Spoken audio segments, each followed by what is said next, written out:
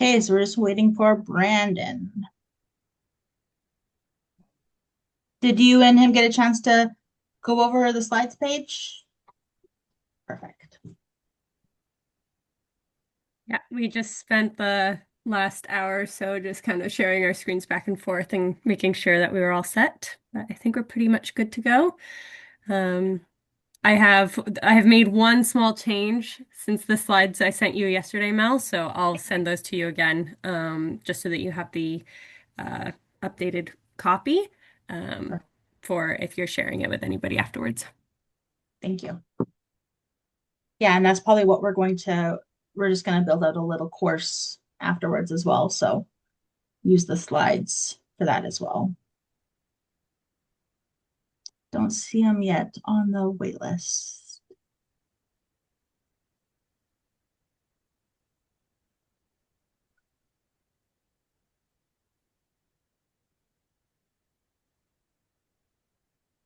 Oh, there he is.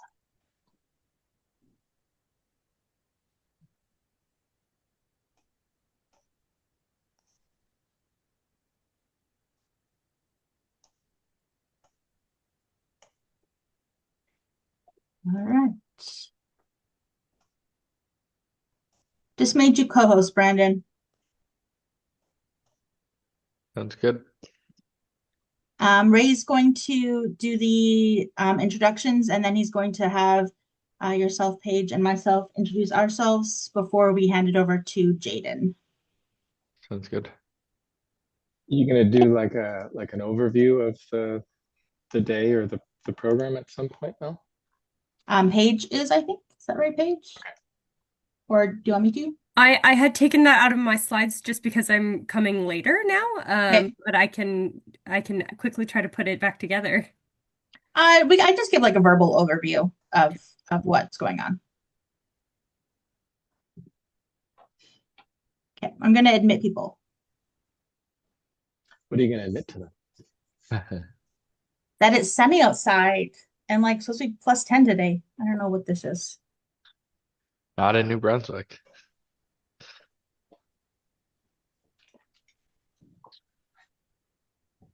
And hi, Jaden, by the way. I've Hi. Hi. Good seen a lot of your stuff online, but we haven't met yet. Yeah, nice to meet you, buddy. Me too.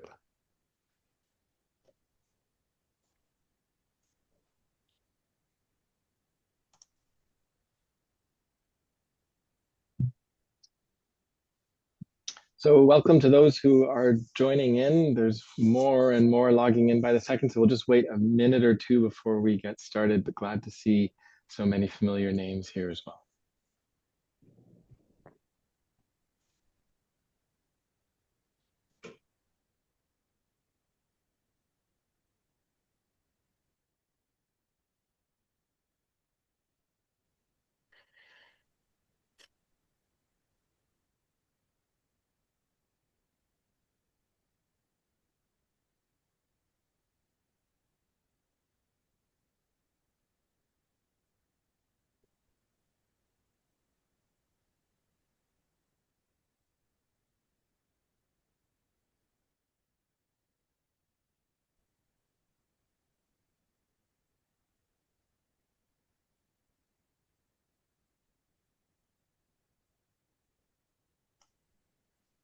I see the numbers climbing up. Welcome, everybody. We're just going to wait 30 more seconds because there's a whole batch of people still logging in. We'll begin in about a minute.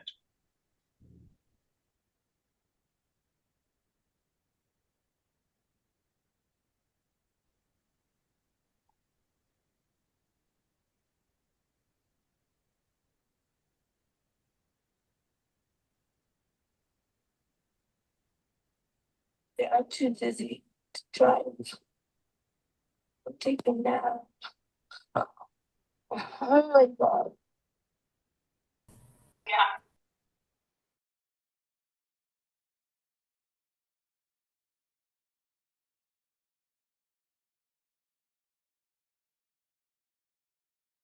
They're just not updating it.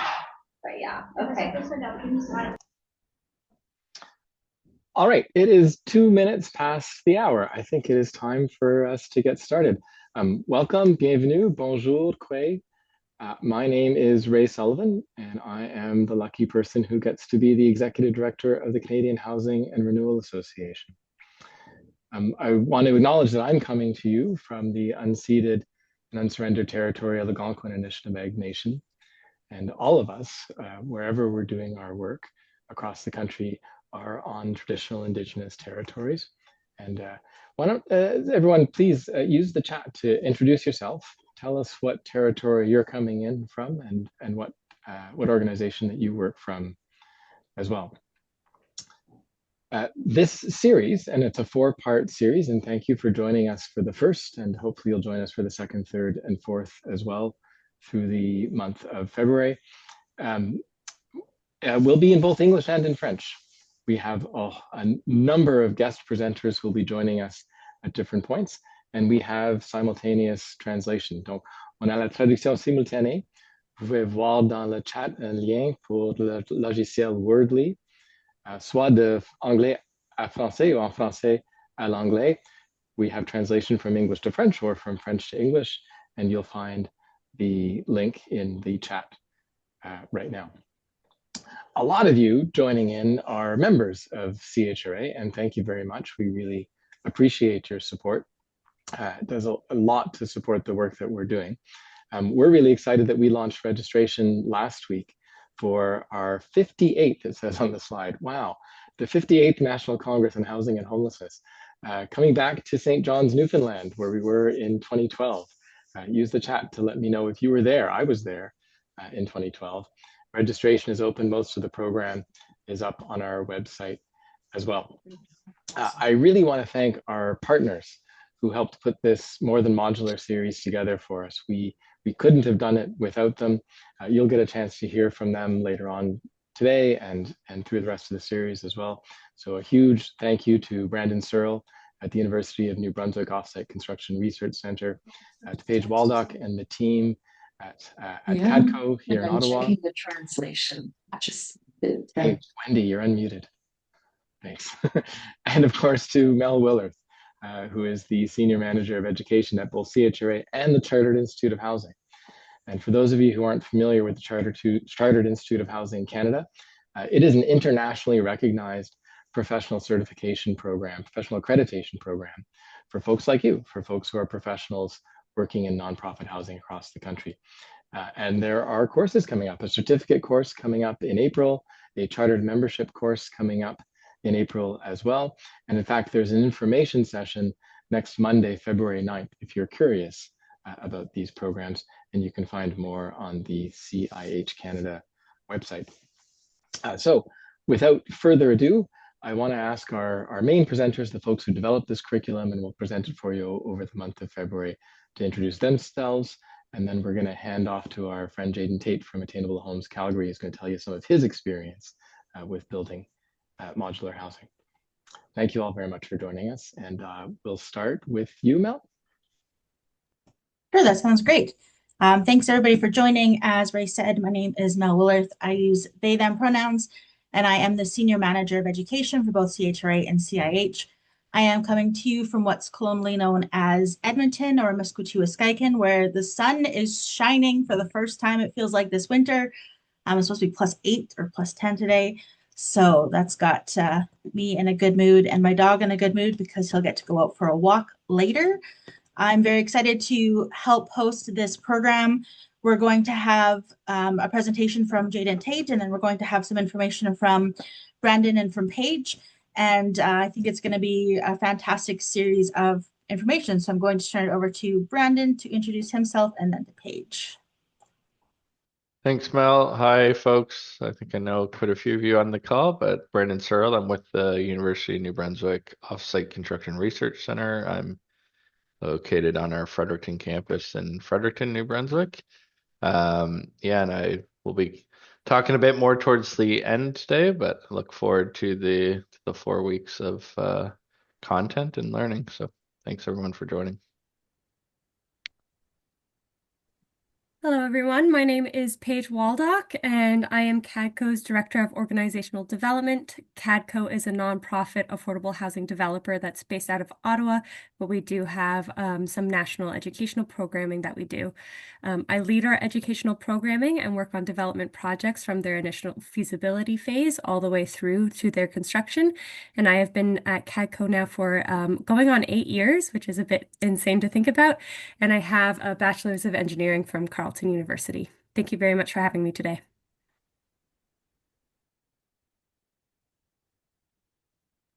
Excellent. Each week we're going to have presentations and information from both Paige and Brandon.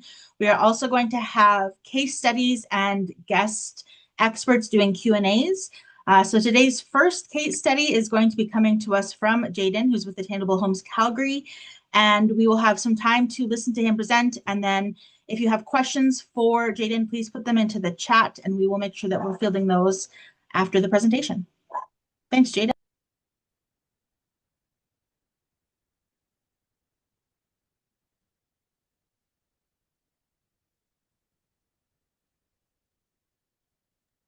Jaden, you're muted, so we just can't hear you.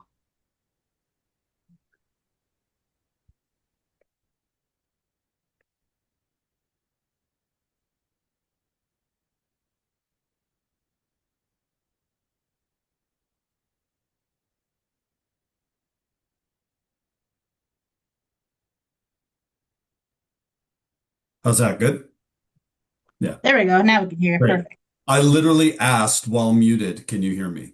So I'm glad I asked, right? I didn't dive into anything. Can you see my screen? Good. Okay. Well, I got that to work off the bat, so that's good. Okay. Thanks for the invite, everyone. I appreciate being here, and I do apologize to everyone that is here. And I know it's a big group. I do have a hard stop at 11:45.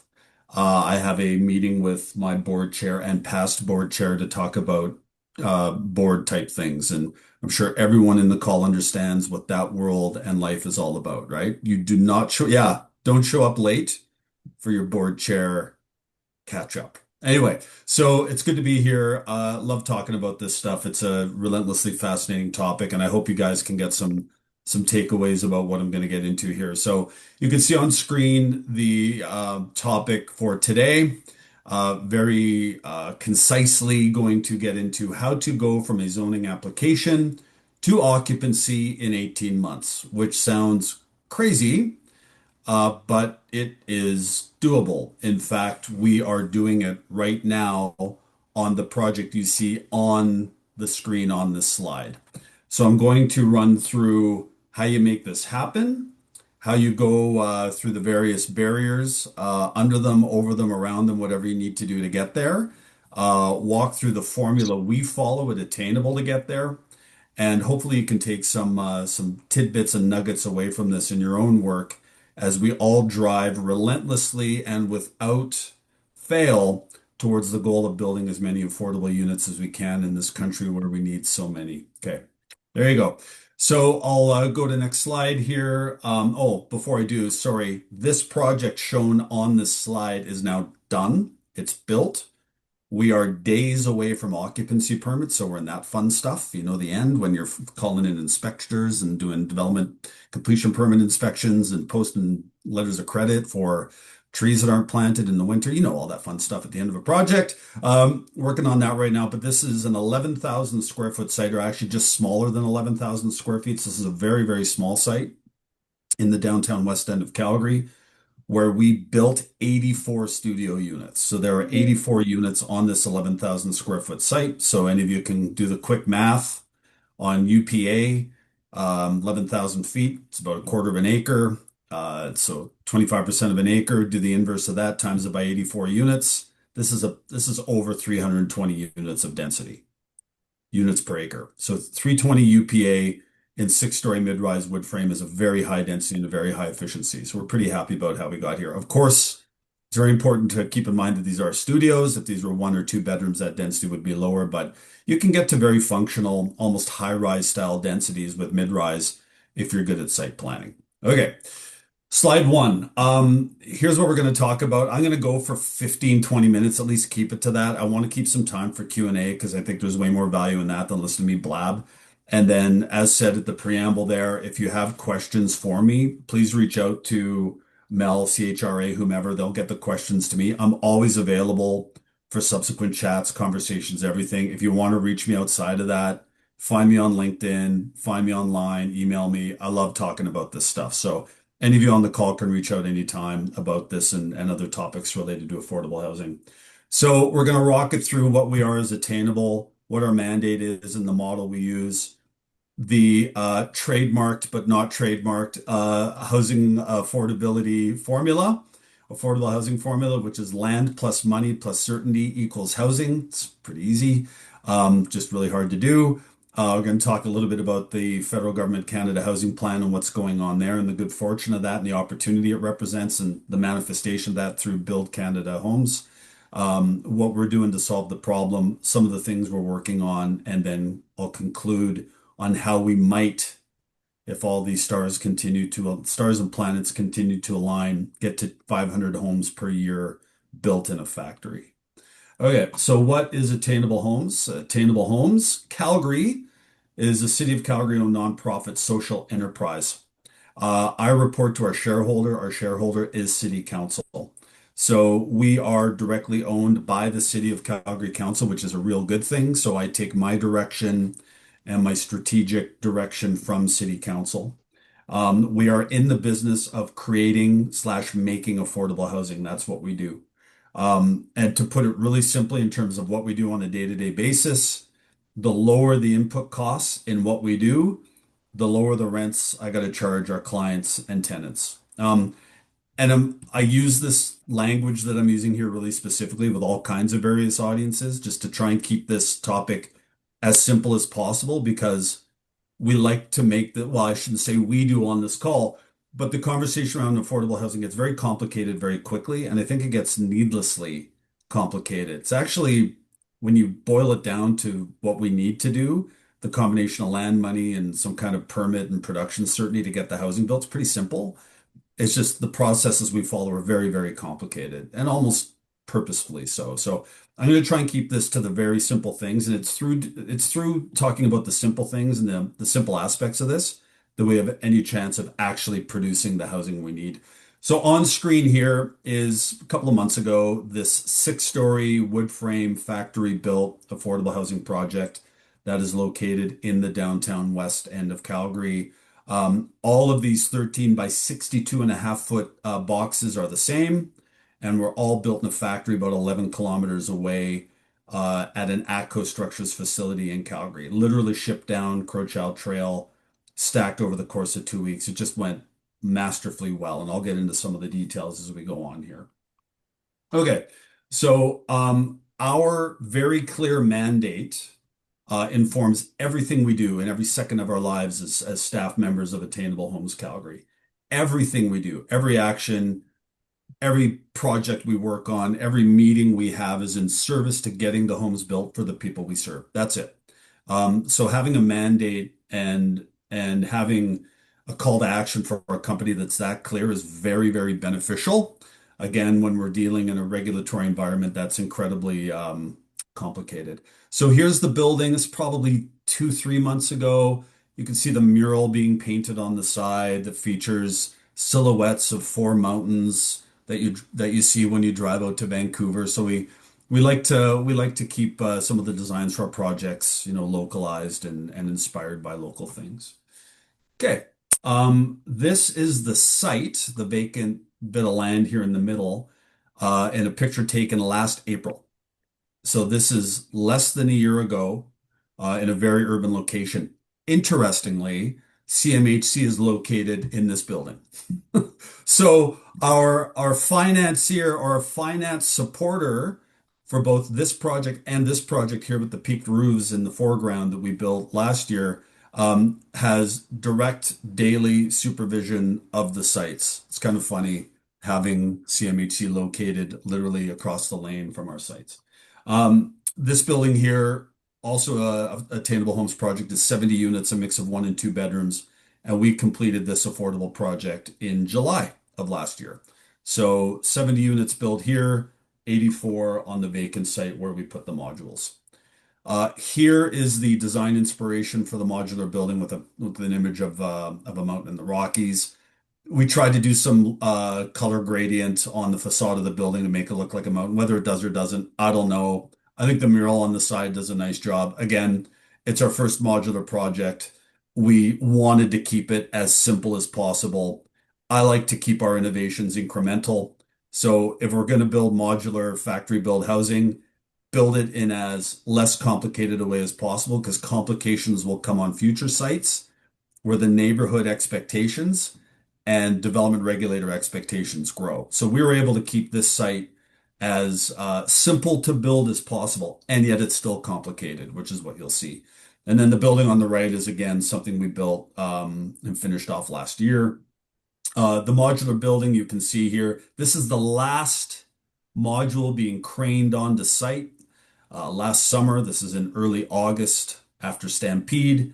Again, this went from zoning application to occupancy, or we'll get to occupancy in about a year and a half. This building on the right took 4.5 years, and we did not need a zoning application for it. It was a simple, relatively simple development permit and conventional wood frame construction process. 2 years to build this, about 9 months to build the modular one.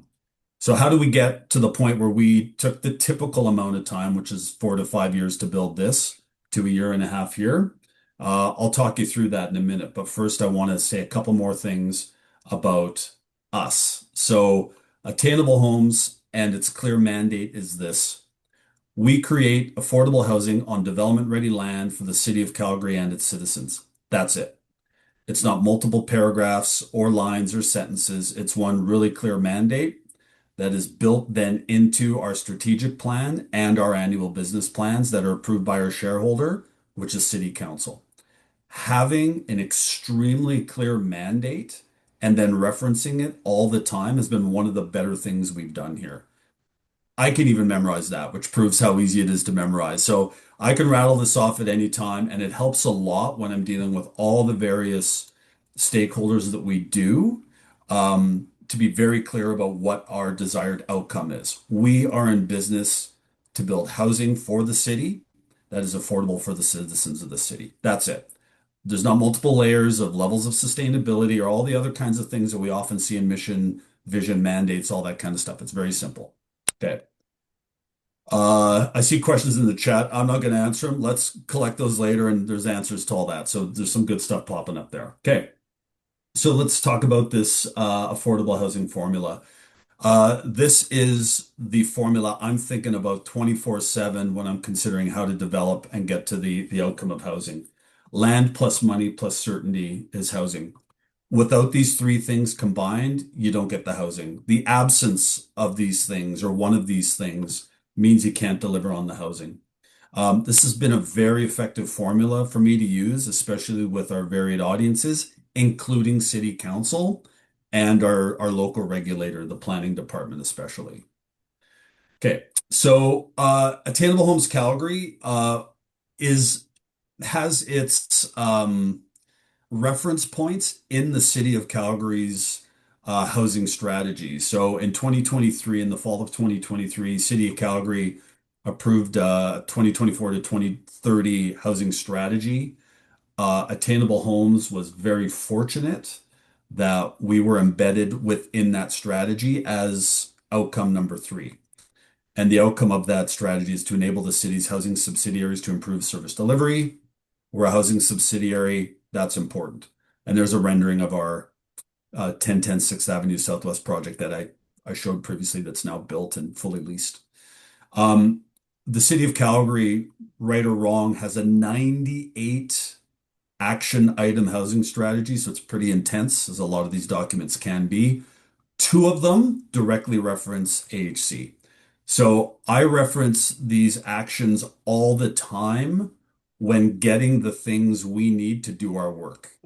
So I think it's really important because you're all organizations similar to or not to what we do across the country. I think it's important to highlight the leverage points we find and connect ourselves to be able to continue to do the work. So I lean on these action items all the time when I'm in looking to get things done with the regulator. Hey, here's some of the people that we serve. These are people that we moved into housing in the 16 years we've been in business. We cater to a lot of families. We cater to a lot of core retail and public service type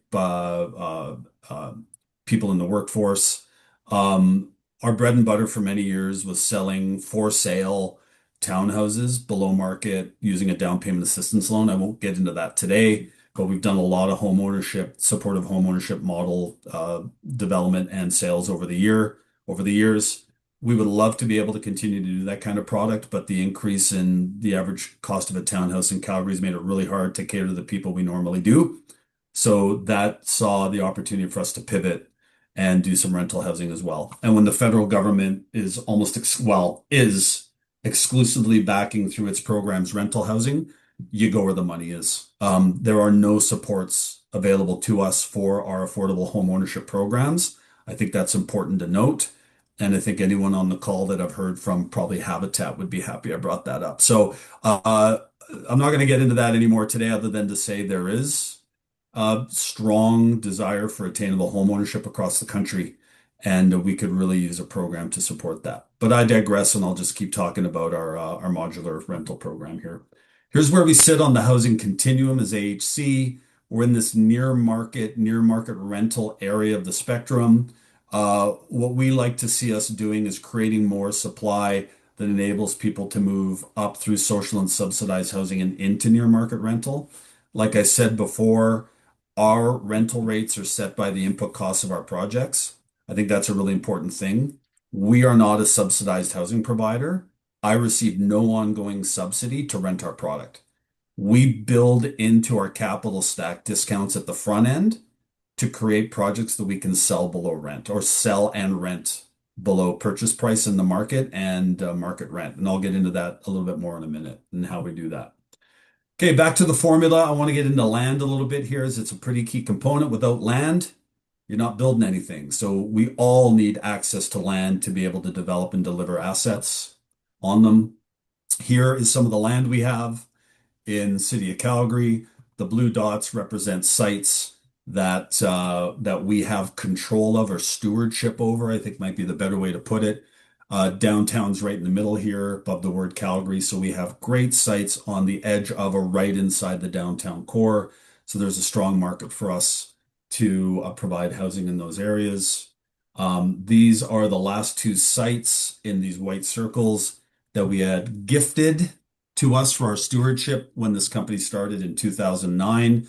And these are the two sites that have shown in images that we built on in the last year plus. Here is the building that now has the three-peaked roof apartment on it. You can see it here. What it was before, this was a 5-story tall bunker that was owned by the city of Calgary, that housed all kinds of various storage and other functional things in it. I think there was some movement a while back to preserve it as a heritage building because of some brick pattern on the facade. That's the kind of stuff I don't pay a lot of attention to. So I'd much rather have um, this in place with 71 and 2-bedroom units below market rent rate than work to try and salvage something that, quite frankly, needed to come down. There's a lot of things in this building that wouldn't be prone to a quick conversion to residential. I'll just put it that way, based on the time it was built. Okay, so here we have 70 units completed in July of last year, which I was talking about. This is a 15,000 square foot site, so about 40% of an acre. We have rent rates in this building of $1,270 for 1-bedrooms and $1,660 for 2-bedrooms. Again, those are not deep subsidized, low income directed or established rent rates. Our rent rates are a function of the capital stack and how much it costs to build the building, and ultimately expenses and the debt service. That's how we work it. So my buildings have to achieve the minimum 1.1x debt service coverage ratio to satisfy the bank and CMHC, as all of you do if you're getting MLI Select or whatever program you're doing. So these buildings have to function as financially self-sustainable buildings. Because we build wood frame in a downtown core, we don't build underground parking, because we get land below market value, and because we can access grants, it's those upfront discounts in the capital stack that allow me to rent below market. So a 1271 bed here at a pretty typical rental spec. Our specifications in our units are very much matched to market. Our 1270 one-bedroom rent rate would be 30 to 35% below market. So right now in Calgary, downtown West End, a one bedroom without parking, probably 1750, 18, maybe 1850. Right coming out of COVID, when everything spiked very quickly, we found that those one bedroom rent rates got up to 21, 22, $2,300. So we've come down a little bit in Calgary, but we still remain very attractive from a rent rate perspective for the market area. Okay, and again, we're going to talk about this White Circle building, which is our 11,000 square foot site with the module on it. We'll talk a little bit about the money now, not just the land. We are supported at Attainable Homes Calgary via a line of credit guaranteed by the city that we have through our lender, and our lender is ATB, Alberta Treasury Branch. So we have a $40 million line that we use to help with the upfront work related to our projects and to run our operations. It's a big number, and we actually just got it expanded last year from a $10 million operating line to 40. We got that approval to expand it to 40 based on the potential growth in our modular construction program. So we use that to cover the upfront costs of our projects before either grants or project-specific financing kick in. That's a real benefit we have, is the very, very strong support by our shareholder to go do this work, which is backed by the fact we've got that guarantee for the 40 million. It's a real big element of the recipe for our secret sauce, is having access to that money to go and do due diligence, design, development permit applications, all that kind of stuff. So we are really excited last year when the federal government launched its housing plan through the election process. And was a big topic when I was out in Ottawa. Thanks to Ray for inviting Attainable out there to be involved in some conversations about this, and what eventually led to, I guess, some of the introductory work leading to the creation of Build Canada Homes. Anyway, I had a look at this and read it and realized, okay, so federal government wants to support affordable housing with a bunch of money for sustainable factory built affordable product, which is exactly what we're doing here at Attainable. So again, some planets aligned there where I read this and realized, man, if we could actually have this come to fruition, these kind of supports, this would allow us to scale up what we're doing. So we put together our one-page pitch and response to that, and I was able to travel around the country a little bit this past summer and fall, basically pitching what Build Canada Homes could be for us in supporting getting us to 500 units a year. Okay, so let's talk a little bit about the last element of the housing formula, which is certainty. This is the other really, really key ingredient of how we make it work in our secret sauce at AHC. And I'll get into this in some detail because I think it's really important. So this is what we do. This is how we're able to go from land use to a building built in 18 months. And it gets a little boring and tedious and really specific, but I think it's really important. So what we do at Attainable, we submit zoning reapplications or land use redesignation applications, as they're called in Calgary, for every single site we have control, ownership of, or stewardship over. I always submit a land use change. Every land use change in Calgary, as per the Provincial Municipal Government Act, is decided by and approved by City Council. So it's inherently a political process that is approved by our City Council. Then through that land use redesignation process, the rezoning, I ensure that the housing use gets embedded in the permitted use category of that zoning district. That's it. So we rely on the idea that the Municipal Government Act of the Province of Alberta speaks to an automatic yes, my words, not the Municipal Government Act's words, but an automatic yes pathway to approval for our projects if I can get land uses approved by City Council that incorporate that as of right permitted use in the district. That got a little bit nerdy planery, but it's really, really, really important. Without the certainty or the pathway of a certainty to approval through permitted use or as of right use, this doesn't work. This would get stuck in a multi-year mired process based on an opinion-based, discretionary, opinion-based process where I'm co-designing the building with the army of bureaucrats at City Hall.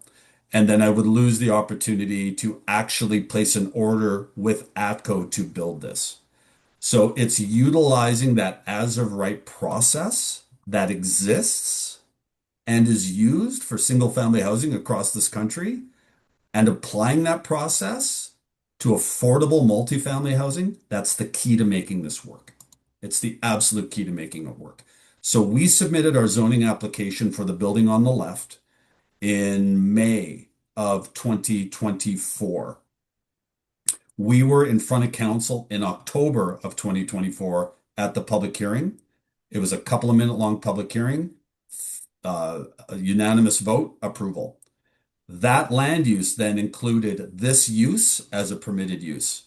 The subsequent development permit that we applied for the next day took 2.5 months because the Municipal Government Act says, this is one of the wonderful things about working in Alberta.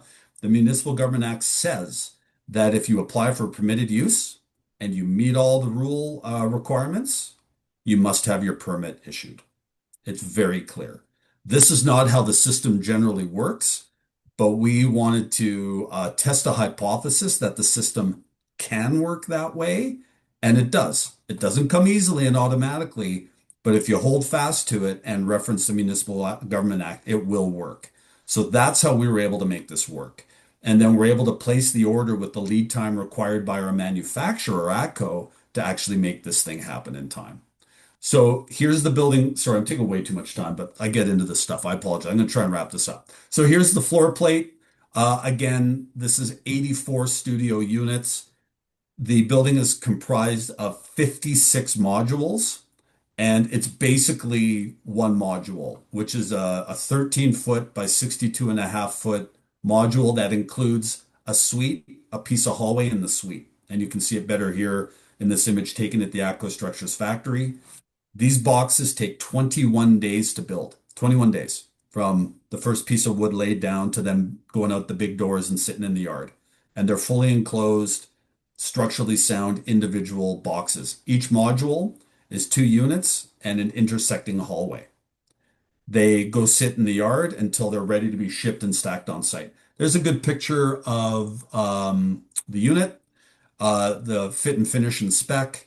They're not just like completed to studs. The appliances are in them in the factory. This is in the factory. They're done. These units are done. And if any of you know him, yes, that's Mark Richardson on a tour, lurking in the corner. Little shout out to Mark there. And then back to site. So we actually couldn't start stacking. We were, I won't say delayed in stacking, but we couldn't start stacking until after the stampede happened. Never do anything related to construction in Calgary during the Calgary Stampede. That's rule number 1 about living in Calgary. We are also randomly on the Stampede parade route. So this road right here is where the Stampede parade goes, which is kind of funny. So we started stacking units after the Stampede was done, which is why we were completed in early August. And again, here's an image of that last 60-ish foot long module being loaded onto site. Stacking took 2 weeks. This is an image of the building in April last year, April, May. You can see very shallow basement, pretty easy to build, getting ready for the modules to be stacked. This image in the middle is our production continuity. I put this up on the screen. I just want you to follow the blue line and the blue arrows, just high level. We base our business plan and our strategic plan on now a production continuity schedule with what we think we can produce in the ATCO Structures factory. So this would see us building a module every day forever, which if you do the simple math of 250-ish work days a year, each module being potentially 2 units, we could get up to 500 units a year. So when I talk about us as AHC, I'm talking about us as an industrial style producer of affordable housing that then needs the front end stuff like approvals and access to land to happen in service to this production schedule. It's a very different way of looking at what we normally do. We've got some other sites we're working on. Again, I'm going to wrap this up really quick because I'm talking too much. But here's another site in a neighborhood called Hillhurst Sunnyside. Great 38,000 square foot vacant piece of property. This is our next modular site. This is the building. This is a modular build that we're going to be putting on this site. Again, we followed that same formula. Land, we got land from the City of Calgary. This was a vacant site. City of Calgary owned for many years, so we got land at nominal cost. Money, we have so far secured a conditional approval for an ACLP loan through CMHC for the site, which is awesome. I'm just working on final details of grants and funding and everything else. And then the certainty aspect of the formula, we got certain of development permit here because again, we submitted a land use redesignation application with the use as permitted use. We got that approved through council in 5 months. This is a neighborhood far different than the one across the river. This is a very involved community, a lot of community vibes and feelings, and a lot of people that really love their community in the middle of Hillhurst Sunnyside. But they're actually really supportive of affordable housing, so that in a way that's quite rare. They also really liked that we were building mid-rise and not towers. Coming in with a mid-rise application was the reason we didn't face a community uprising about this project. And to be really blunt, it's not ongoing subsidy, deep need wraparound service housing, which may have been a different conversation. I'm not saying that's good or bad. It just may have resulted in a different conversation. This is pure workforce housing that is affordable because of those savings as we go through the process.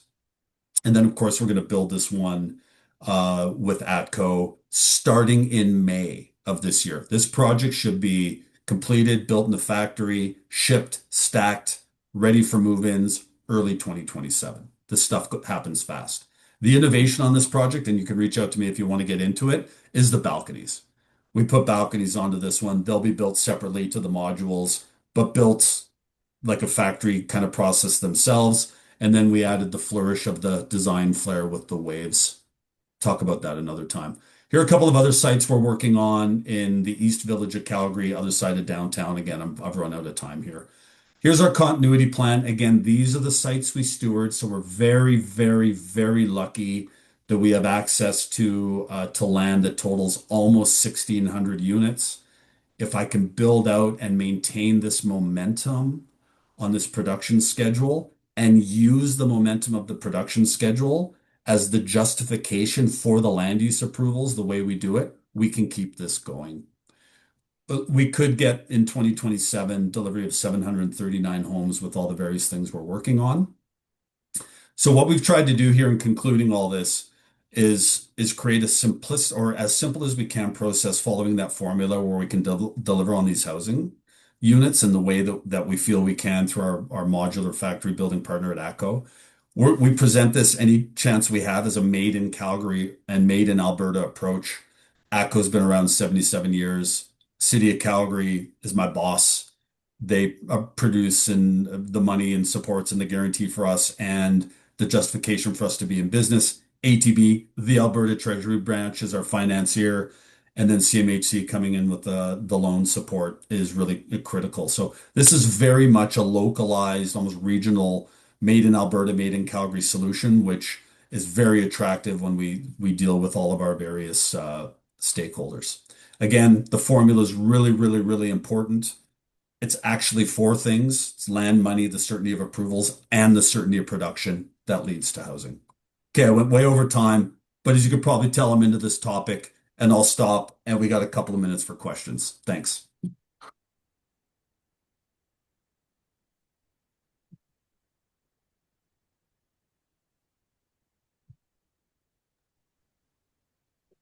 Thanks, Jaden. Really appreciate that. There's a couple questions in the chat there. I'm just going to probably ask one or two of these because we do want to hear also from Paige and from Brandon.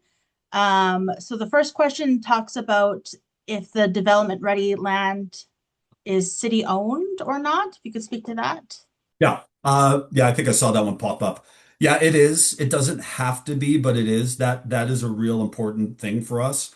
I can go into the market and try and buy market land, but at the cost I got to buy it, it eliminates one of the core opportunities to keep our costs low and drive towards affordability. So because we're a wholly owned sub, that allows me to have the conversations directly with the city about meeting our mission and mandate to provide affordable housing and get access to city land. So the bulk of our sites are city owned, like directly owned by the city of Calgary. Some are through different agencies, which is kind of interesting. And we do deals business to business with other wholly owned subs of the city, and those are very interesting as well. But virtually every piece of property that we work on now is owned by or controlled by a government or an agency of a government. Excellent. And we're going to do one more question here. And it's going to be, what envelope standard did you build and assemble to? And did the modular supplier offer different performance levels for each envelope? That's a very technical question that I can't answer in the way that I think the person asking it wants it to be answered. The project met code, obviously, which it needed to, so it meets the required standard. What I will say in a very folksy way is the way in which the modules are built. It's not built like a regular stick frame building where you're sharing walls and building components and structural elements. As you can see in this picture, every one of these individual module boxes is designed and built to stand alone on its own in a yard before it's shipped and stacked on site. So there's a real benefit to energy performance and sound transfer and other things in the building when you build it in this way with essentially 56 individual little buildings stitched together, as opposed to the building on the right, which is a conventional stick build.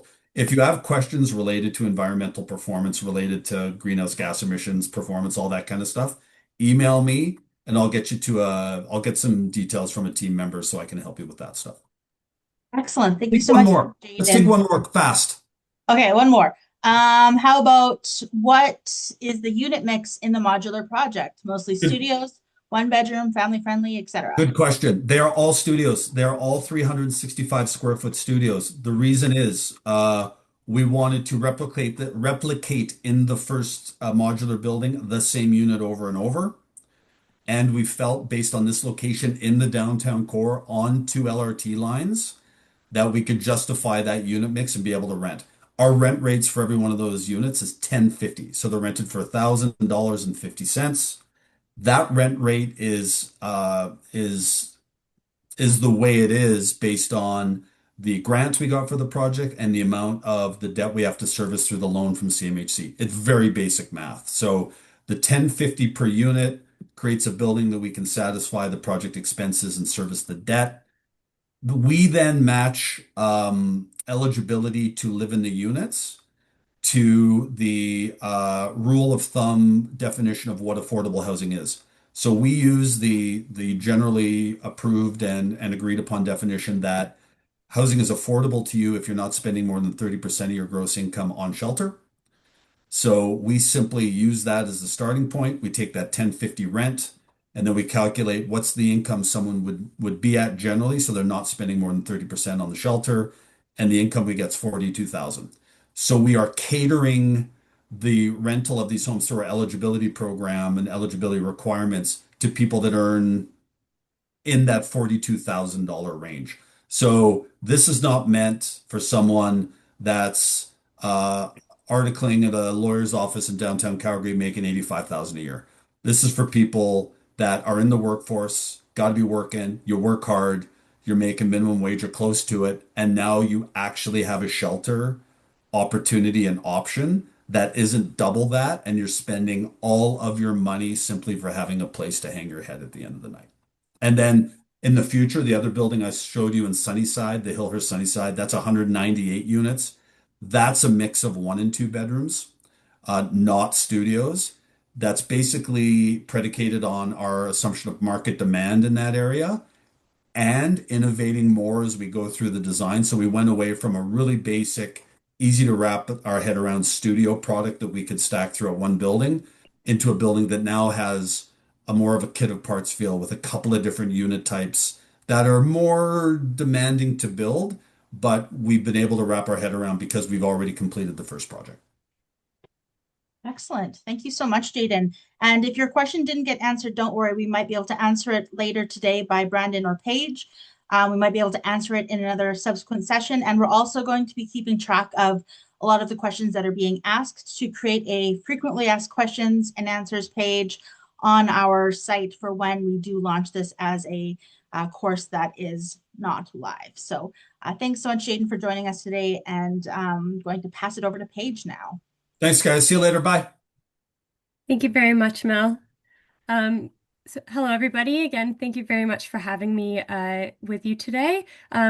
I'm just going to spend just a quick minute just giving a quick overview of what this course outline is actually is planning to be and what we're planning to do over the next 4 sessions that we have with you. So today's session is our first session. It's called Pre-Fab 101, and it is about setting up the foundations of that understanding of what modern methods of construction are. What are some of those terminologies? We're going to do some knowledge leveling at the beginning here with myself around affordable housing development and what does that mean, just to make sure that everybody on the call is able to get the most out of the program. Jaden was able to join us and talk a little bit more specifically about a specific project. And so we're hoping to use these case studies, which we will have in each of the 4 sessions, to kind of help give some example to some of the theory that we're going to be talking about. Session 2 is going to be pre-construction, evaluating MMC technologies. In this one, we're going to talk a lot about the procurement process, as well as what really are those different technologies that we're talking about. What are modern methods of construction. Session 3 is going to be all about design with intention, so integrating your modern methods of construction into your site and program planning.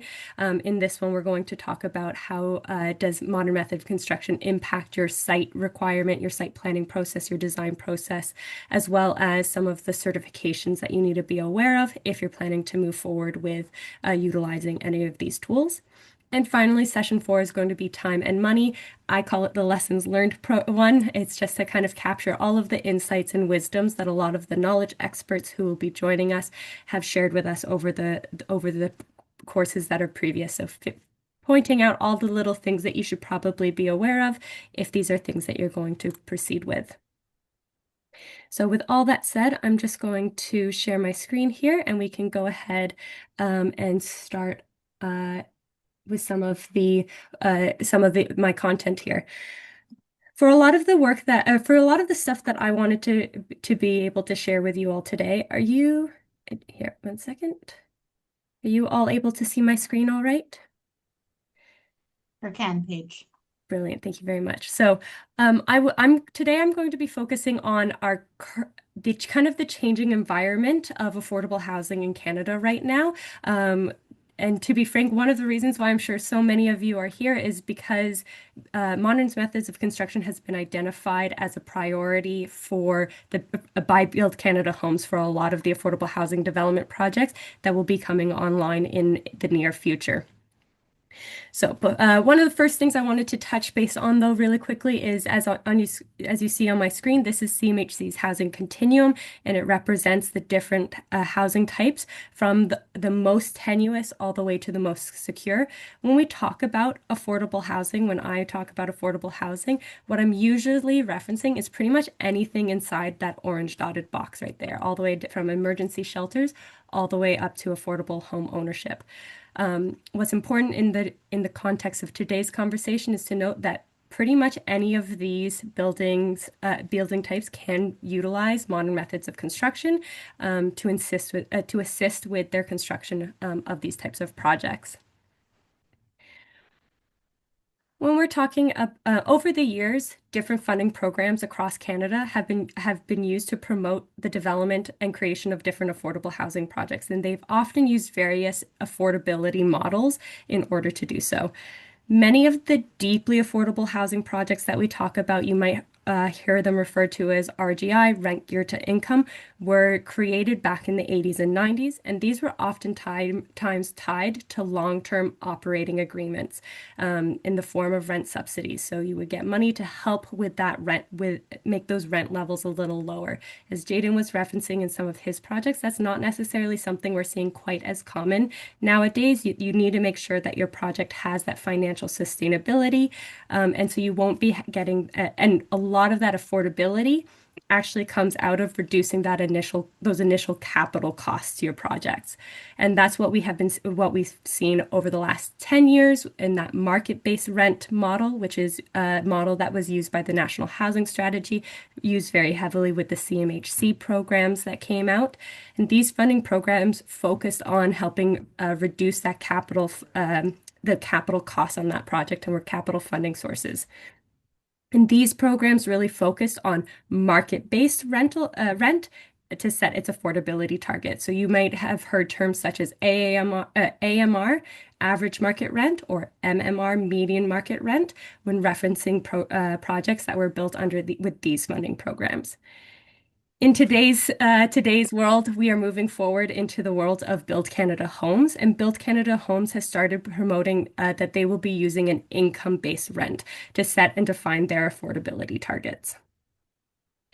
The BCH will be focusing on that median income data that is provided through Stats Canada to help define what affordable units are in any given location. So it's going to be location based. So it's not going to be based on the specific individual of a unit, but on the median income of people in that location.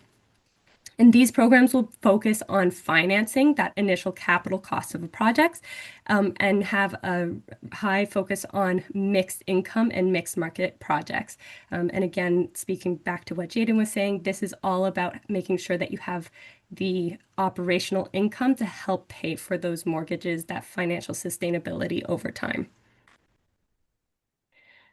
So when we talk about real estate development, we're talking about from the initial concept of a project all the way through to opening your doors and starting operating the project. We have the different phases of the projects that happen over time. The first one is often near feasibility. This can take anywhere from 2 months to 2+ years, depending on your project. This is when you go through your project and make sure that it really holds water and you're confident and comfortable moving forward with it. Then you enter your design, development, and permitting phase. This is from 4 months all the way to 1.5 years, sometimes even more, depending on how complicated your planning and permitting processes are. From there, you begin your construction, you set your foundations and service your site, do your excavation, demolition, abatement if that's required, and from that point, you're able to move forward with the true construction of your project, eventually opening your doors and operating them. One of the things that we would like to highlight in terms as it relates to modern methods of construction is how that timeline might change if you're using MMC as part of your project. What MMC can help speed up your project in one of two. It kind of impacts it in 2 ways. The first is that you would be building in ideal conditions inside a factory. There's no rain, no storms that will help prevent you from moving more quickly. Everything is a finger's length away. It's a lot more convenient. So you do actually speed up the rate with which you can actually build a wall. If you're building a wall on site, it might be slightly slower than building a wall in a factory. The second way that allows you to speed up your construction timelines is by allowing you to overlap those some elements of your project. So while part of your team's on site doing your foundations and getting your site ready for construction, part of your team is back in the factory actually building your project. So you're able to do 2 things at the same time. One thing you should note, though, about modern methods of construction is that you won't be starting building your project even in a factory until your designs are 100% done. You have to make sure that everything is fully set before you go to factory. Make sure that what you're building is exactly what you want to build. Additionally, a lot of factories won't start building until you have your permitting all in place. So oftentimes that's going to be the kickoff point from which you can go back to your factory and your manufacturer and actually start building these units. When we talk about affordable housing development, it's really important that you understand that there are multiple roles and responsibilities that every single project team is going to need. You're going to need your landowner. This is oftentimes the owner or operator of the project. As Jaden, in Jaden's example, though, a lot of times that might be the city. They can either sell you the land or you can lease the land from them. So it's not always that role isn't always played by the same person. The actual housing provider who's going to operate the building, deal with tenants on the day-to-day basis. Your project team is going to be all your architects, your construction managers, your sub-trades, your planners, your modern methods of construction team, and your manufacturers. It's that, and we're going to dive a little bit deeper into the project team in just a second.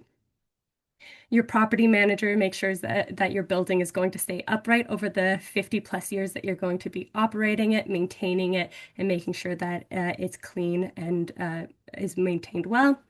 Any community partners is going to be an important part of any of an affordable housing project if they're there to kind of help provide services to any of your tenants. Your support service providers, again, so directly supporting your tenants. Your funders and lenders, obviously critical. We can't move forward without the money to actually build the project, as well as your regulators. So you're going to need to make sure that you have at least somebody fulfilling the role of each of these different roles and responsibilities as you move forward. Where things change between modern methods of construction and traditional construction is oftentimes focused strongly in your project teams, but it definitely also impacts the relationships that you might have with your funder and lenders and your regulators in particular. They are going to have, there might be some educational education leveling that needs to happen with some of those regulators, with some of those funders and lenders on what the impacts of using modern methods of construction in your project will be. So when we talk about a project team, the first thing I want to just highlight is that there are lots of different ways that you can structure your project team. I'm just going to touch on just two of them. The first one I'm going to touch on is often called a design bid build model. And it just means that each of your project team members, your architect, your construction manager, your contractor, your planner, lots of other consultants, are oftentimes hired independently to work together as part of a larger team. This is the model that I have often used in my time as CADCO, and it lends itself really well over the last few years to the competitive procurement requirements that many of the funding programs and internal policies of many nonprofit and municipal housing providers have. And it lends itself to those requirements to be able to make sure that you are proving that you are competitively procuring your team members. The last thing I will point out about on this one is that your owner and operator will have an individual contract with each member of this team. So they'll hold a contract with an architect, a separate different contract with the construction manager, and a separate contract with their planner or their site surveyor, and so on, as an example. Another model, though, is often referred to as your design bid model, and that's when your architect, your MMC manufacturer, your construction team, they'll often come together as a single design team to be better integrated from the onset of that project. So this model lends itself really well to any project that may utilize modern methods of construction in order to ensure that there is that clear communication and those design efficiencies between those team members, because it's going to be very critical that that design phase is done well and all of that is integrated from the get-go. This model may also utilize an off-site MMC integrator to help with the many layers of coordination that is often required when you use an MMC product for your project. I will just note that Brandon will probably speak to this role in a little bit more detail further on in our presentation. I'm not going to spend too much time on this slide, mostly just acknowledging that we are in a changing environment in the affordable housing sector at the moment.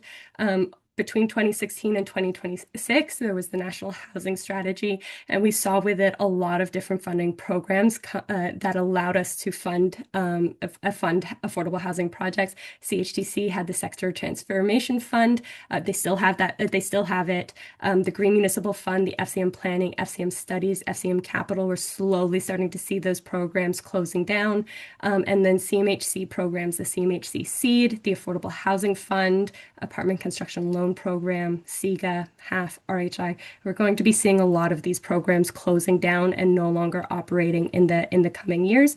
I do believe ACLP, the Apartment Construction Loan Program, will likely continue to stay open, as well as sorry, I think there's I'm the name's escaping me. Apologies. In the past, these programs really focused on different targets of your housing projects, the affordability, the energy efficiency, the accessibility, but they also came with there was opportunities for pre-development funding. They had really high cost estimate requirements, and they came with a lot of capital grants. We're likely going to be seeing changes in these areas in the world of BCH. So, a little bit more about what we're expecting to BCH, and then hopefully I'll be able to turn it over to Brandon. I'm trying to go, sorry, Brandon, I'm trying to go as fast as I can. So some of the things that BCH wants to do. So this is from BCH directly. They want to build affordable homes. Their funding is meant to help us build affordable homes. They want to finance affordable homes. And I want to really focus on that finance part, is that we understand while there may be grants or non-repayable loans coming out of BCH, our understanding is that financing is going to be their primary method of helping produce housing in Canada. And eventually they would like to help catalyze the housing industry. Our understanding of how they intend to catalyze this housing industry is through that funding and financing of housing and putting that priority on modern methods of construction. By having a regular pipeline of projects being funded, and there's, as Jaden said, there's that certainty that projects are going to be coming forward. BCH's intention is to help that will catalyze the industry, to help produce factories, to help produce operators and trades to move forward with developing those factories to help support that influx of product coming down that line. So our understanding is that BCH isn't directly investing in the factories, although there are other levels of government, other programs that will likely invest directly in those types of things. It's probably not where BCH will be spending their money. They will be spending it on the product or the pipeline of housing that will support the viability for these factories. Other BCH objectives is that they want to have more flexible financial tools. They won't have any scoring matrices for their financing method. They will be prioritizing that domestic raw materials and manufacturing, and they will be prioritizing that modern methods of construction. Again, probably the reason that many of us are here today.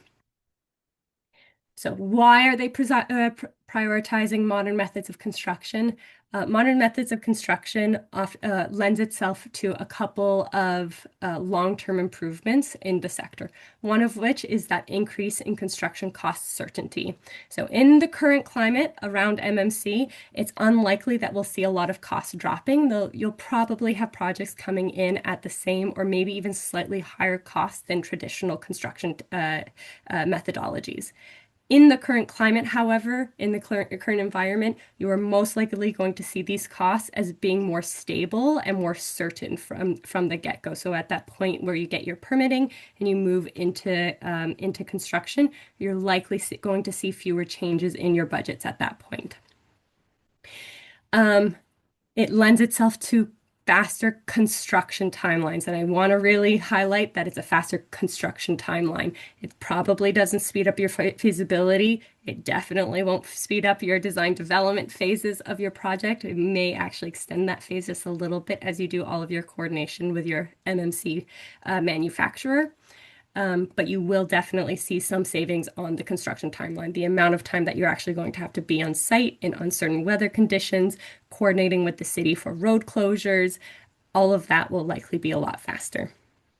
There will be some environmental sustainability, lower GHG emissions, and reduction in material waste through these technologies.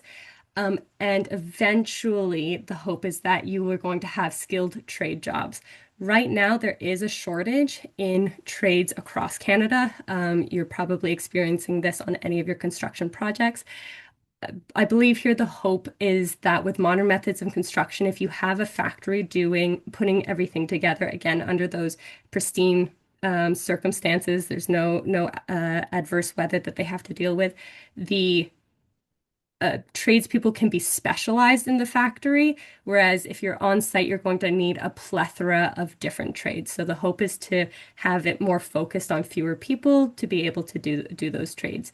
It's not something that we're seeing right at the moment or in our current environment, but hopefully will grow over time. And I'm sure Brandon will speak to this a little bit more in his presentation. That's pretty much everything that I wanted to speak to right now. I'm going to jump into the chat and hopefully answer some of these questions coming in, but we will have a Q&A after Brandon is finished. Thank you very much. Perfect. Thanks, Paige. Just gonna see if I can boot you out. So yeah, just building off what Paige said there around cost certainty. Just you see the right screen, right? Okay, yeah. So building off what Paige said around cost certainty there, I hit a few of these slides. We'll include them for the ones that go out, but just in the interest of time, I've hid some of them. But we've seen a lot of projects where it's done case studies where we're tracking the scope of work that's done in a factory versus the scope of work off-site, on-site. And you can really see where that predictability really comes into play, especially, in the current geopolitical climate, or even what we saw during pandemic with the price of materials changing. The good thing about locking in that design early is then in procuring or hiring your MMC manufacturer early is then they're able to procure all their materials in bulk, and that locks in that price right away. Going into the workforce, so BuildForce Canada is an association that does a lot of labor market research. And one thing that they do every year, they usually produce a new report on March 31st of the year. So going back to their 2025 report, they kind of project out what the next 10 years look like for the labor market and construction. And in the country, over 10 years, they're projecting a shortage of about 110,000 skilled trades in the sector. And in residential, it's about 50% of that. So when we talk about, and if I'm putting on a construction association hat who's, representing many trade industries or speaks with unionized trades quite a bit, I'd like to say that it's really looking at optimizing the value that the trades have. We hear across the country of a skilled workforce shortage, and what building in a factory through modern methods of construction really does is allows you to optimize those trades, and then for the general labor who may come, right from another sector into a factory environment, or perhaps out of high school or whatever it might be, into a factory environment, there's a lot of opportunities for learning on the job and learning across. So you can work in the assembly line, doing the floors, right to siding, right to everything else. But they all have red seal trades as well. So what I'm going to talk to you about today is mostly level setting the group on definitions. So back in 2019, the United Kingdom actually adopted something called the Modern Methods of Construction Definition Framework. And that is a 7-category framework to define different methods of offsite construction or different modern methods of construction, with the ultimate goal of really focusing on improving sector productivity, quality, and efficiency. And I could go on a rant about productivity in construction, but I won't. and really looking how we integrated innovative techniques in how we build our cities, our housing, our healthcare, and so on. And so we looked at what the UK did in 2019. That led to Homes England then releasing a program where they mandated 25% of the projects they were funding. 25% of them had to be built in a factory. They then increased that to 55%, and they were calculating it based on project value. And so, but that really all stemmed from people all speaking the same language. And so we kind of looked at what they did, collaborated with some folks over there who developed it, and said, what if we took it upon ourselves as a research center to develop the Canadian MMC framework? And that's what we did. So last summer, we developed a Canadian Modern Methods of Construction definition framework. It's 7 categories as well, but the verbiage and terminology and everything is focused on our sector specifically. Our process for this is we did a draft in July. We sent it out publicly. We let anyone and everyone provide feedback. We heard a lot from government and a lot from private sector. And then we revamped it and released the first version in December. Now, since then, Build Canada Homes has asked to use it. Now, I think they will be looking at the definitions and adopting them in the way that they wish, likely on the first 4 categories, which I'll touch on here shortly. BC Housing, the 4 Atlantic provinces, the housing corporations here, Natural Resources Canada has used it in their offsite construction challenge program that they announced last week. They actually reference these definitions throughout, and then I go back and reference some of their stuff in my slides, and so on. So we just want to level set everyone before we get into the stuff in the next few weeks, so everyone knows what we mean when we use different terminology. So why do we need an MMC framework? Ultimately, it's to accelerate delivery of housing, healthcare, education, and all infrastructure needs in Canada, standardize communication across jurisdictions through procurement, policy, and so on, enable better data collection and benchmarking to understand the current capacity of the sector, what they build, where there's strengths, where there's weaknesses in different regions. Incentivize investment and innovation through business case development and allowing for long-term planning. Support workforce and skills development for both professional services and trade programs. One thing, the trade shortage gets discussed a lot across the country, and is highlighted quite a bit when we're waiting for our trades to arrive on site. But a lot of people often complain about how long permits take and how long zoning takes and how long all that takes. So there's a lot, I believe, there's no data to back it up, but a shortage of planners, architects, engineers, building officials, and so on as well. So hopefully this will help with that. And then the other thing, which I think Build Canada Homes is interested in as well, and I think our federal government is interested in, is position Canada as an international leader to support trade and export opportunities. So while we currently in the focus today is building housing domestically, affordable housing domestically, there's an opportunity to really catalyze the sector and create a economic development opportunity for the country. Quickly, I want to touch on 2 things. So a lot of the Scandinavian and European countries would talk about industrialized construction. Australia, New Zealand, Canada, UK, so on. They're using modern methods of construction. They're somewhat similar, but slightly different. Modern methods of construction is a broad term that refers to any innovative building method that improves how we design and construct buildings. And it includes both offsite approaches and onsite approaches, whereas industrialized construction is a more specific approach within modern methods. It focuses on applying manufacturing and industrial processes to the construction of buildings and infrastructure using factories, standardization, automation, and increasing scale. So think about repeatability, precision, and scalability. I view IC as a component of MMC. When we talk about who will benefit, it's really across the whole value chain. But in this document, in the full MMC frameworks available on our website, this slide deck will be shared, as Mel mentioned, but we'll also, I can share the link to the framework, the actual full thing itself. But it talks about who will benefit and why, and talks about why it is important, essentially. So diving into the categories, there's 7 categories similar to the UK, and we felt, reviewing what other countries and jurisdictions have done, it was important to stay somewhat consistent, particularly when you're thinking about an international strategy and international trade. So the offsite construction focus areas are volumetric modular construction. So Jaden's presentation is what I would say volumetric modular.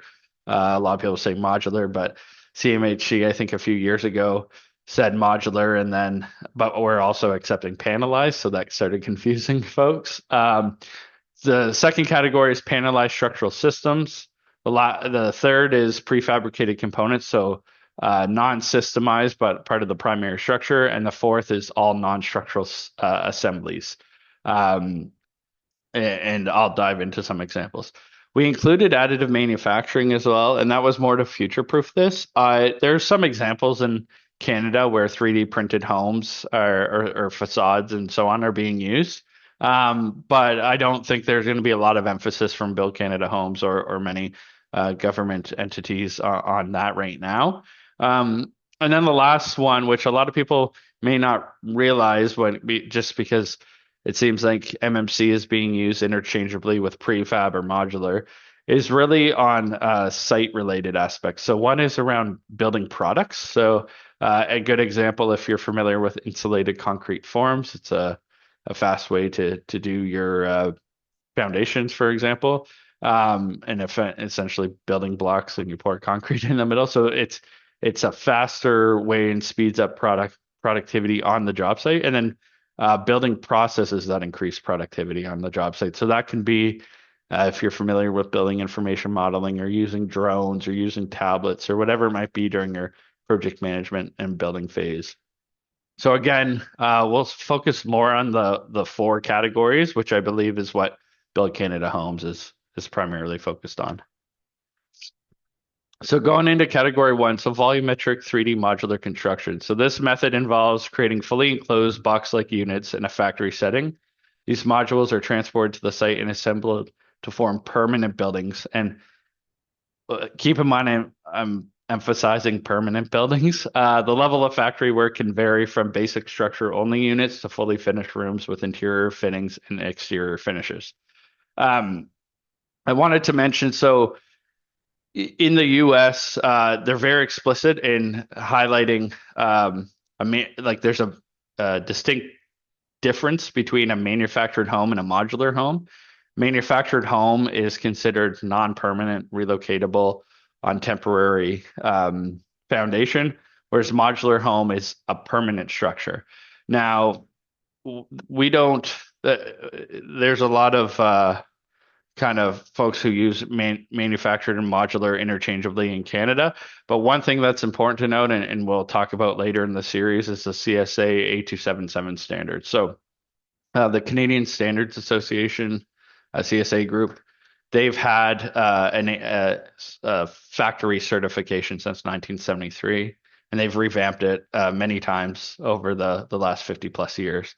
And what that is they certify factories according to the building code and essentially certify their quality program. So if a factory has that A277 standard, they have to maintain a quality program that meets building code and can be audited at any point by CSA, so with no warning.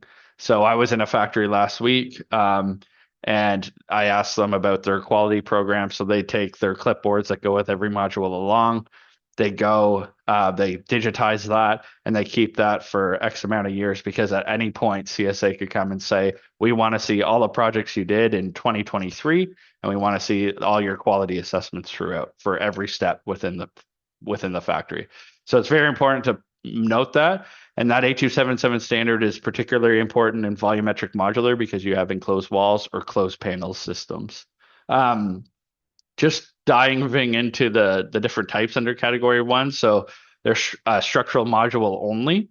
So that can just be like a steel frame, boxes, module interior fit out. So that's a volumetric unit with walls, floors, basic MEP, mechanical, electrical, and plumbing systems, pre-installed, including interior fit out and such as finishes and fixtures. You'll see a lot of that in multifamily. So the one that Jaden showed, like it was airtight or weather tight when it left the factory, but they still had to do the exterior cladding and everything. There's a few technical reasons for that.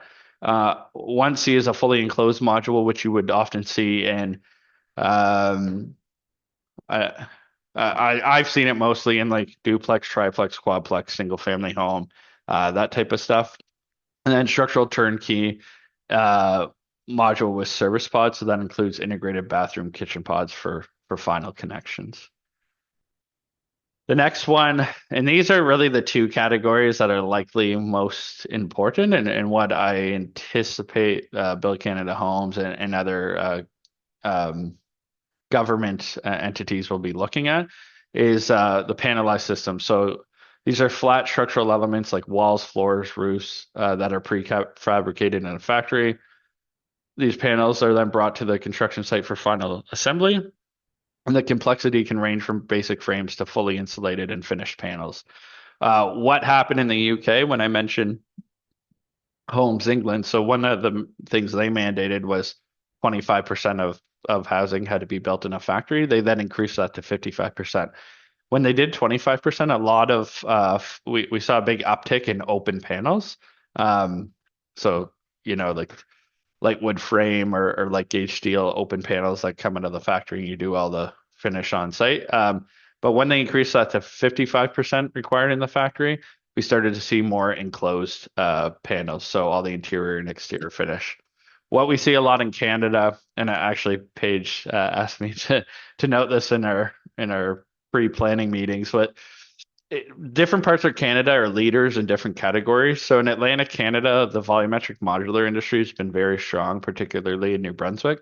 Um, there are some huge leaders in Alberta and West around panelized system, and you'll often see that the exterior finish happens, but the interior is not. And I think that's really dependent on region and the maturity of the local trades. So sometimes it makes sense and sometimes it doesn't. But factories build their whole business model around that. In BC, we obviously see a lot of mass timber and panelized systems as well. So there's kind of four main ones: structural framing panels, insulated panel systems, fully integrated panels, and then externally finished panels. And those can be concrete, steel, or wood. There's a lot of emphasis right now on Canadian steel and lumber, so we'll probably see more of that. Prefab components, category 3, I'm going to start going really fast, is driven screw piles, prefab pod caps or ring beams, non-structural columns, walls, and beams, floor finishes, prefab staircases. We're seeing some of that where modular companies will actually outsource the prefab staircases and bring those into their factory. So they almost outsource some sub-assemblies and bring them into their factory to increase productivity themselves. Pre-assembled roof structure and so on. And then the non-structural sub-assemblies that you see some of include bathroom and kitchen pods. There's, at least in my part of the world, there isn't a ton, but we've often seen these in hospitals, airports, different things like that. Non-structural facade assemblies, very common, particularly in the larger cities. In-unit mechanical and electrical service assemblies, in-unit mechanical and electrical distribution assemblies. So you'll often see the way that modular housing is designed, it's trying to keep as much of those services in one area, in one wall as much as possible. And sometimes you'll see that as a separate pod or a separate unit. And then infrastructure, mechanical and electrical assemblies like vertical risers and main distribution. A couple others: floor cassettes with horizontal services, partition cassettes, door sets, offsite elevators and shafts, which are actually quite common. Keep going here. I see we only have 5 minutes left. I'm going to stick around after 2:30 Eastern for some questions too. I think we went a bit longer than anticipated, but I'll keep moving along and then stick around with questions for questions. So just in category 5, again, I'm not talking on this too much, but this is more around 3D printing. There are some in my world, in the research and development world, there's some colleagues that are doing a lot in this space, but we're not seeing it as much in the near term for industry yet.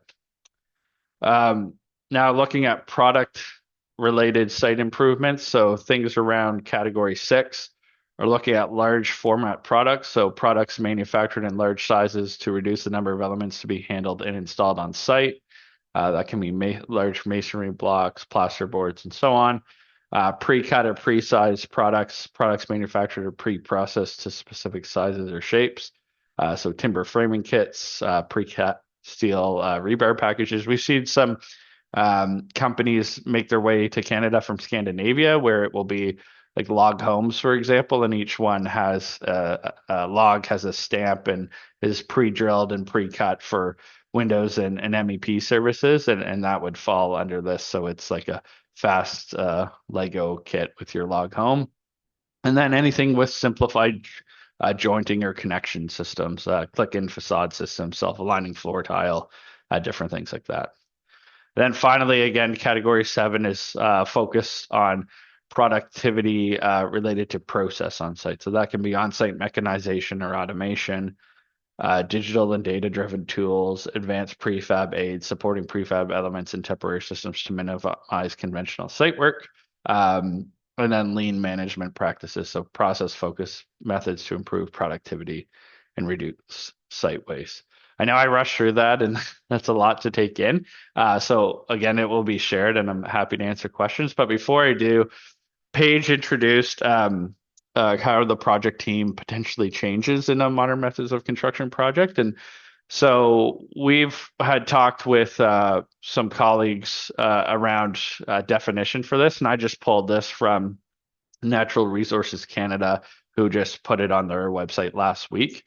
So they have a definition for an MMC or OSC integrator, and that's essentially it can be an independent consultant, an experienced contractor who has done this, a manufacturer who plays the role of this, or sometimes it's even embedded in your design team already, whether it's architects or engineers or so on. But essentially, they're hired at the beginning, and they're almost an owner representative, helping procure your or your MMC manufacturer, procure your general contractor, procure your design team, and so on like that, so forth. So it's vital to have that skill set in the project team, regardless of where it sits. A lot of friends and colleagues have done pretty have been pretty successful lately, starting as an integrator, as a consultant team, but we started to really see the benefits of that team. And if you talk to anyone within the project team, they'll say, without that integrator, this project would not have happened. So some of them will be joining us for the series later in the month. The other thing is just a Canadian MMC manufacturer. So this is how Enercan's doing it, but I know with a lot of emphasis on Canadian made materials, we'll want to focus on Canadian MMC manufacturers. So any entity that performs the manufacturing activity within Canada, regardless of whether it is a subsidiary or a foreign company or not, or a manufacturer that is Canadian owned and operating, meaning the organization is incorporated in Canada and controlled by Canadian interests, is how they're defining it. So that might be something you'll want to do. Now, we'll get into Q&A in a sec, but for next week, we're going to be looking at a lot of procurement guidance and looking at the benefits and constraints of the different systems. Moving forward, we'll put more emphasis on those first two categories, because I think that's where most of the audience will really be focused on panelized systems and volumetric modular. And we'll talk about how procurement plays a key role in building up that project team and really realizing the benefits that Paige mentioned around cost certainty, environmental sustainability, a skilled workforce, and so on. So with that, I'm open to answering questions, and I apologize for going right till 2:30.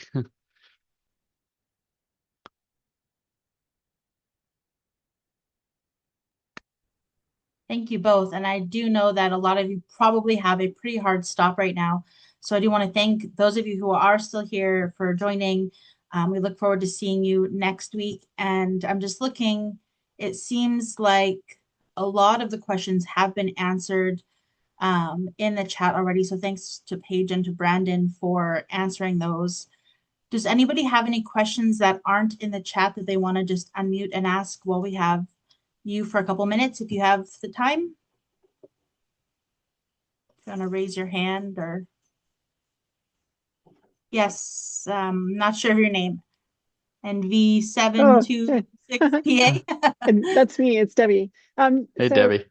Brandon, great job. How, and maybe this comes in a future session. How important are standards?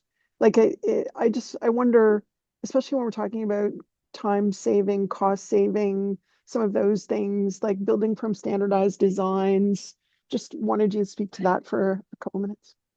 Yeah, so I think it ties into the project team as well, Debbie, that Paige alluded to quickly, and we'll talk about in the procurement phase. But so I would say there, in the way we have technology now, you can have you could have the feeling that everything's quite customized, but in the factory it's still quite standardized. And I think what's important is what during that design phase, that when you procure your MMC manufacturer, that you get them engaged in the design process, so that you're not.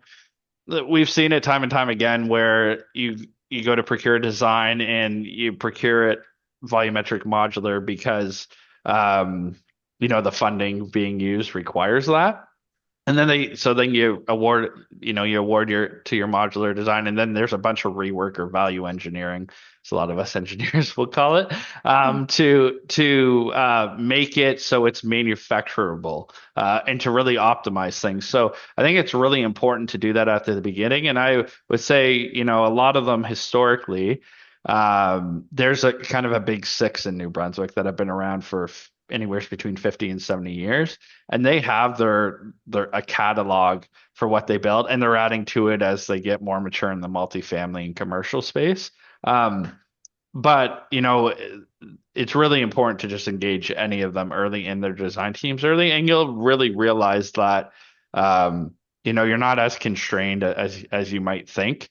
The there's that mass customization discussion that's kind of happens now. So, if anyone's bought a car recently, you can be overwhelmed with decisions you have to make about your car, but that's not changing anything about how it's manufactured. And it's a similar approach in how you build your homes. But at the end of the day, I think one thing you're saying too, Debbie, is if we really want to maximize affordability and speed, the more standardization, the better. Yeah. So, work within, you and your project team work to, I think there was a question around if modular has to be studio or one bedroom. There's a bunch of projects around where I've seen 3 bedroom modular projects Mhm. as well. So you can work with the team and the manufacturer and going from, okay, you want studio 1, 2, 3 bedroom, you need X percentage barrier free, and then to kind of create a catalog that makes sense and is manufacturable, that still isn't cost prohibitive. Essentially, is what I think Yeah. is important. Yeah. I love that, Brandon. Great answer. Thanks.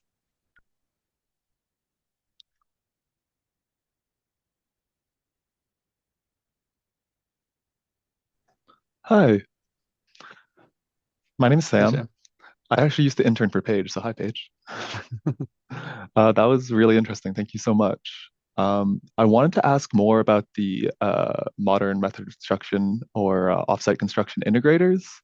I hadn't heard of this term before, and I'm working for the Cooperative Housing Federation right now. We're like the national branch, so we work with sometimes a developer on in the province as well as us who's working development, and then a builder as well. At what point, like what knowledge do we, how do we recognize if we need an integrator? What knowledge specifically should we be looking for within each other before we find one? I guess can you speak more to the importance of that? Yeah. Paige, did you have any? I can go, but I'll You let you know, go first. I was basically just going to reiterate what you were telling me earlier about it, which is that I think the integrator doesn't necessarily have to be its own unique role. It can be its own unique role, but it is a role that can be filled by your architect or by your manufacturer or by your construction manager if they have the knowledge level to do that. It's just that in our current sector right now, it is still a little bit newer, so there you might want to go out and get someone who specializes in it just to be able to help fill that knowledge gap that the team might otherwise have. That Yeah, makes sense. yeah, Sam, and I'll build off that. So there's a few examples. I won't name companies, but one of the companies we work with out on the East Coast are a fairly large general contractor, but they have uh, experience, at least initially, delivering modular hotels. And one thing that their owner told me, whose dad started a modular company in 1973, and that's the factory I was in last week. He said, like, for example, he has his most experienced superintendent on a large hospital project in Halifax, and they were bringing in some modular components for the project, and he had to sit with that someone who had 40 years experience to just talk about some of the logistic constraints and how you the connection details and the building envelope details and kind of walk through some of that. And so they just really want to emphasize, like, it's important to, I think, have individuals with a bit of a track record and have seen it. One phenomenon that we've seen is a few companies who are, it's a relatively small team, but they're working across the country and they partner with local general contractors and local manufacturers. So they'll partner with the local architect, local GC, and local manufacturer and bring that knowledge to the team right away. And that's when it's kind of that separate consultant. And that's where, like, the traditional integrator seems to come in. Historically, I think a lot of manufacturers took on the role because they viewed it as almost a business development requirement, because for them to increase their market share, they'd have to educate the decision makers upstream. And so as a Yeah. result, they had people kind of in that role. But next week when we talk about procurement, we'll touch on probably some of those competencies that you'll want to see. But I guess I can't really emphasize enough that the importance of someone playing that role in some way, whether it is someone within your design team, the manufacturer, or the general contractor or CM, so to speak. Yeah. That makes sense. Yeah. Thank you so much. Yeah. Have a Thanks for quick joining. Gotta say, I have to go for another meeting, but it was lovely for Yes. everybody. Thank you for your time today, and I'll see you next Okay. week. Thanks, Paige. Brandon, I don't Yeah. want to keep you more. You have already stayed beyond 2:30, but I have a burning question, if you don't mind. Yeah, sure.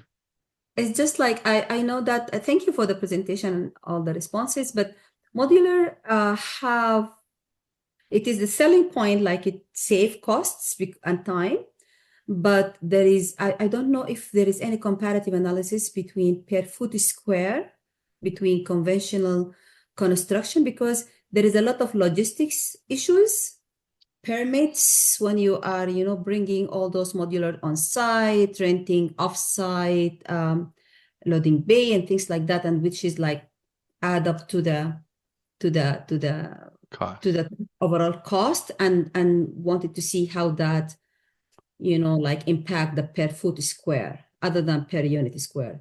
The second question is like from Peg, it seems like modular is more inclined or more aligned with design build kind of CCDC contract rather than design. This design bid build. Yeah. So and in this case, like I think we know like the design build save on time, but there is higher risks when you are just like relying all together on the design build contractor, while most of the non-for-profit organizations with modest development capacities, so that they can like track any risks or whatever, they will be, so to speak, at the mercy of the design build contractor. So does it mean like if there is no development capacity at the organization that we need to engage development consultant, which is going to again add up to the overall project cost? Yeah. So yeah. So bringing the cost back to. Yeah. So I mean, on the first one, you won't hear me say that it's cheaper ever. Like modular versus stick built. I think there's opportunity in the current regulatory environment. I think it's difficult for it to be cheaper. I think where the real benefits is where time is of the essence. And, my colleagues at the University of Toronto have done a ton of work in, the cost of someone in a hospital to bed or incarcerated versus public or social housing or some form of transitional housing or whatever it might be. So I think there's a lot of those uh, things that are difficult to quantify, especially when you're procuring projects that need to be realized. But as where I think, and I asked Jaden this, and I'll talk to him separately, and hopefully get back to the crew on it, is because he had mentioned that ACCO was part of like their core partnership, right? Like he at the end he had Attainable Homes Calgary, City of Calgary, ACCO Structures, the financial institution, and so on. So one thing that's always really interesting to me is, and we'll get into it in the future, but there's this the way that banks and traditional financial institutions release funding for development does not align well with modular.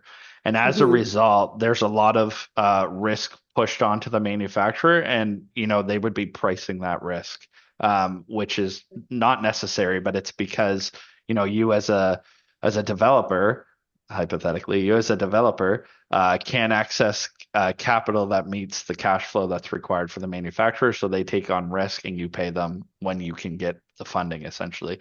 And I think that is artificially increasing the price per square foot. That's why I was talking about the regulatory environment issues. Like we've seen at the time of signature, the manufacturer required 20% down because they're procuring all materials, which could be 80% of the entire building at that time. And then we've Right. seen at Yeah. the time of fit, so the integrator often plays a role in going to be an auditor and going to the factory and tracking progress against a schedule. And so we've seen, you know, ca- payments that happen throughout the factory manufacturing depending on progress in the factory, and then we've seen once it leaves factory to site, and then we've seen like a payment for installation, a variety of things. Um so to get back to your question, I don't think it's going to be cheaper, at least in the current regulatory environment. Where you're going to see a benefit is in speed. um Jaden, he talked about 18 months. I was at a factory at the end of November. This was a vertically integrated company. They were building a 16 unit in 8 weeks from the time they poured the foundation to having occupancy permits. So all modules were done in 10 days. So, you can see benefits there. But the price per square foot is not a metric that lends itself super well to volumetric modular. Now, a couple other things I wanted to mention, which might get a bit too technical, but their site conditions are important. So in a volumetric modular, at least a lot of the ones I've seen, they need a minimum 4 foot crawl space underneath. So we've Mhm. seen some areas where there's a lot of rock and stuff, and your civil costs go up substantially because you've chosen to go with volumetric modular, where a panelized system might make sense because then you can maybe put it on a slab and so on and so forth. In Mhm. today, though, in the way we are now, and to me, it doesn't really make a ton of sense to be stick building over, like, you could at minimum have open panels, and realize a lot of benefits with not a substantial impact on the project cost.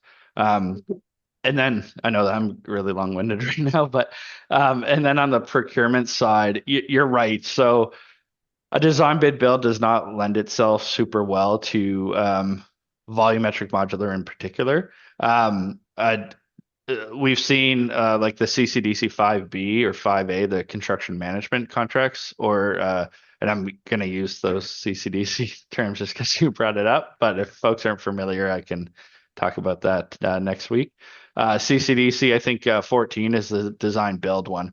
And a lot of the projects that I've seen, like the 6-story modular apartments, use that CCDC 14. But even then, they had to rewrite a lot of that template because of finance and insurance related requirements, and how they're gonna the payment draws throughout the project. So our center, along with a few others, actually wrote a letter to CCDC last fall, and they're putting together a committee to potentially draft like an appendix to make for a volumetric modular contract document. So an appendix to CCDC1, which is I think lump sum, or CCDC2, and then that could be applied to some of the other templates. But any uh, I think to really leverage the benefits the most, and this is specific to volumetric modular, to leverage the benefits the most, that manufacturer needs to be engaged in the design process, or it's not gonna be an enjoyable project for the majority. So I would say whatever way you procure, and ensure you can stick within your procurement policies and competitively procure, um, there has to be a way to get them engaged early in the project, and that will benefit long term and really speed it up long term as well. So whether design bid, design build, CM, IPD, whatever it might be, there's a few different ways. Yeah. Thank you so much. I just the following up on that, like maybe it's just bring a philosophical discussion or concern. Like, okay, I know that we need to build faster, but because they're more expensive, that means we are building less number of Yeah. units, and so there is some homeless people are left behind. So I think I don't know whether there is any engagement from the industry itself to like produce, like I like the fact that you have 7 levels of modular. Apply the same. I think paneling system is one of them, maybe the seventh one, I'm not sure. Number So two. Yeah. engaging the industry, engaging also colleges and educational institution to like have some kind of program that bring to the industry people with knowledgeable about those kind of things, or maybe having it as part of their continuing education programs and things like that, to resolve the issue of having somebody who have to explain side by side. But there is a lot of ways that you can Yeah. like raise awareness and sensitize the industry to the new technologies. But I really wanted maybe in another sessions, not now, like how we can still have the advantages modular, but with reducing the cost by maybe through the materials, since that produced. Yes. I imagine Build Canada Home now they're looking at for Canadian by Canadian. So like Yeah. Canadian building materials, what is available here, and then we are saving on the like supply chain kind of cost, and at the same time we are familiar with something that we produce at home, and then reduce the overall cost. Yeah, but thank you so much. This is a Yeah. very I was gonna mention just quickly, one thing. I mean, I talked about the current realities of the regulatory environment. The one thing that I've been preaching a little bit lately is this idea around offtake agreements, and I wonder if that's something that Attainable Homes Calgary might be looking at. So, they put a target of 500.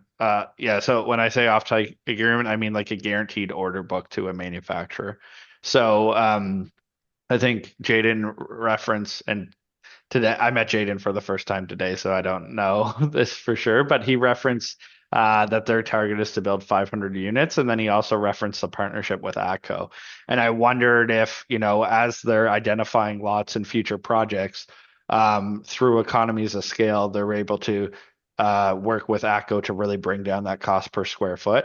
And that is something, I mean, when I've talked to many government departments across the country, is about how can we increase the order book to really leverage economies of scale for manufacturing. If you look at any other sector, whether it's energy, manufacturing, what, it doesn't matter what it is, the offtake agreement that's like the breaking point of if something makes business sense.